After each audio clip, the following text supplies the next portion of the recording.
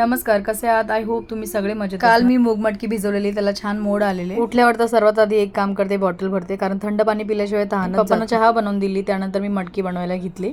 Cooker घेतला, त्यामध्ये तेल टाकलं, 2 टोमॅटो कापून टाकले, मिरचीचा ठेचा टाकला, मीठ, हळद, मिरची पावडर, परत मग मटन मसाला हे टाकून घेतला. त्यानंतर पूर्ण मसाला एकजीव करून घेतला. एकजीव केलेला मसाला छान परतला, त्यामध्ये मटकी टाकून घेतली, धुवून घेतली मटकी आधी, त्यामध्ये कोथिंबीर आणि हवं तितकं पाणी टाकलं. मला सुकीच बनवायची होती म्हणून मी थोडंच पाणी टाकलं. इथे छान 3 शिट्ट्या मारून घेतल्या, त्यानंतर इथे छान मटकी झाली. इथे मी आता बनवायला घेतली आहे लोणची. कैऱ्या कापून घेतला, कढई ठेवली, त्यामध्ये तेल टाकलं, जिरे टाकले, त्यामध्ये 4-5 मिरे टाकले, त्यानंतर तेजपत्ता टाकलेल्या कैऱ्या टाकून घेतल्या आणि छान पैकी परतवून घेतलं. 1-2 मिनिटं तरी परतवून घेतल्या. त्यानंतर त्यामध्ये मी टाकलंय मीठ आणि लाल तिखट.